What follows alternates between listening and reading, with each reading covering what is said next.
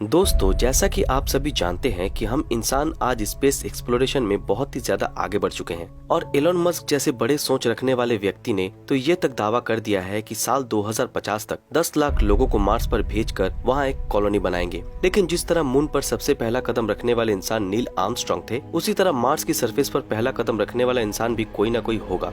वो इंसान और कोई नहीं, अमेरिका की एलिसा कार्सन होगी, जो कि मौजूदा समय में नासा के अंदर ट्रेनिंग ले रही है। तो चलिए जानते हैं एलिसा कार्सन और उनसे जुड़ी कुछ रोचक बातों के बारे में। एलिसा कार्सन का जन्म 10 मार्च 2001 को अमेरिका के लुइसियाना के हैमोंड शहर में हुआ था, जो कि अपने पिता की इकलौती बेटी थी। 19 साल की एलिसा की स्पेस में दिलचस्पी तब बढ़ी जब उन्होंने महज 3 साल की उम्र में द बैकयार्डियंस नाम के एक कार्टून देखा, जिसमें 5 एनिमल्स मार्स के मिशन पर जाते हैं। आप सभी को जानकर आश्चर्य होगा कि इस कार्टून को देखने के बाद एलिसा को मार्स इतना ज्यादा पसंद आया कि उन्होंने बचपन से ही मार्स पर जाने का सपना देखना शुरू कर दिया। दोस्तों, इस सब के बाद एलिसा की मार्स के बारे में जानने को लेकर क्यूरियोसिटी इतनी ज्यादा बढ़ गई थी कि वो हर वक्त मार्स से जुड़ी वीडियोस और नासा के रोवर लैंडिंग की वीडियोस देखती रहती थी। यहाँ तक कि उनके रूम्स में भी मार्स के ही पोस्टर लगे हुए थे। लेकिन क्या आप सभी जानते हैं कि एलिसा को अपनी रियल स्ट्रेंथ तब पता चली जब वो ऑरलैंडो फ्लोरिडा के यूनिवर्सल्स आइलैंड ऑफ एडवेंचर की एक थीम पार्क में गई, जहां उन्होंने इनक्रेडिबल हल्क नाम के एक रोलर कोस्टर की राइड की,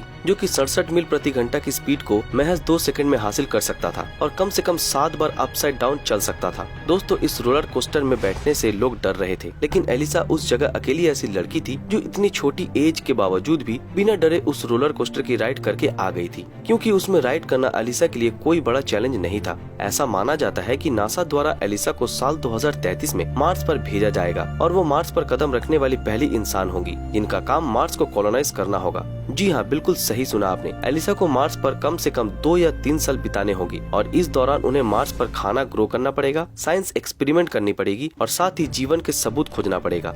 आप में से बहुत से लोगों ने ये सारे टास्क द मार्शियन मूवी में होते हुए तो जरूर देखा होगा और आपको जानकर आश्चर्य होगा कि एलिसा को भी मूवी की तरह ही असल में इन्हीं टास्क को अंजाम देना होगा, जो एक बहुत ही कठिन काम है। हालांकि एलिसा उन लोगों में से नहीं जो हार मान जाए, क्योंकि उन्होंने अपना सारा जीवन अर्थ से मार्स की इसी जर्नी के लिए डेडिकेट कर दिया है। शायद ही आप सभी को पता हो कि एलिसा जब 12 साल की थी तब वो दुनिया की अकेली ऐसी लड़की थी जिन्होंने नासा के तीनों कैंपस को अटेंड किया था, जो कि अल्बामा, कनाडा और टर्की में ऑर्गेनाइज किया गया था। खैर जो भी हो, लेकिन एक नॉर्मल लड़की से नासा के एस्ट्रोनॉट बनने के लिए एलिसा ने बहुत सी दिक्कतों का सामना किया और तभी इस मुकाम तक पहुँच पाई। सबसे पहले उन्होंने स्पेस के बारे में एक्सप्लोर करना शुरू किया और स्पेस के बेसिक्स के बारे में मास्टर डिग्री हासिल की। पर यहाँ भी उनका सफर नहीं रुका और वो स्पेस मिशन के बारे में और भी ज्यादा डीपली पढ़ने लगी, जिसके साथ उन्होंने ये भी जाना कि ग्रेविटी फ्री प्लेस पर कैसे पहुंचा जाता है।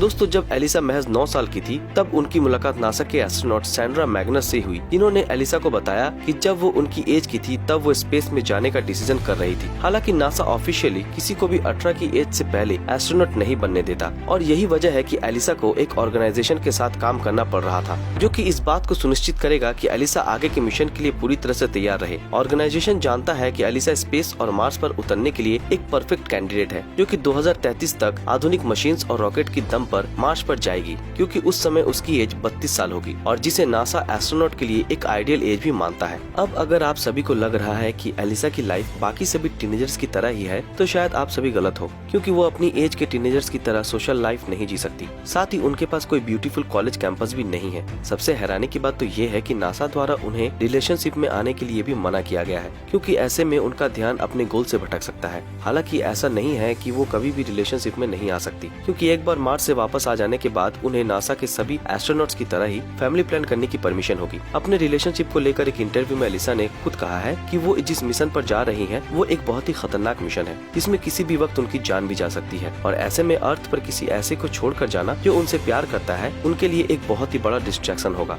हालांकि अगर अभी उन्हें कोई पसंद भी आता है तब भी वो उसके साथ रिलेशनशिप में आने के लिए अपना मिशन कंप्लीट होने का वेट करेंगी और अपने पार्टनर को भी वेट करने के लिए कहेंगी। इस बात में कोई दो राय नहीं है कि एलिसा एक बहुत ही पावरफुल गर्ल है, जो कि ह्यूमैनिटी के लिए अपनी जान दांव पर लगा रही है। अब देखना ये है कि क्या वो सच में 2033 तक मार्स पे जा पाती है या फिर उन्हें मार्स पर जाने के लिए और ट्रेनिंग करनी पड़ेगी। आगे क्या होता है ये तो वक्त ही बताएगा, पर फिलहाल मार्स पे जाने के लिए एलिसा से अच्छा कोई दूसरा कैंडिडेट नहीं है। तो दोस्तों, ये थी हमारी एक और इंटरेस्टिंग वीडियो। अगर आप लोगों को वीडियो पसंद आया तो इस वीडियो को लाइक और ज्यादा से ज्यादा शेयर जरूर करें और जिन लोगों ने हमारे फेसबुक पेज ब्रीदिंग नॉलेज को फॉलो नहीं किया वो तुरंत फॉलो कर दें। तो फिर मिलते हैं आपके साथ अगले वीडियो में, तब तक के लिए अलविदा।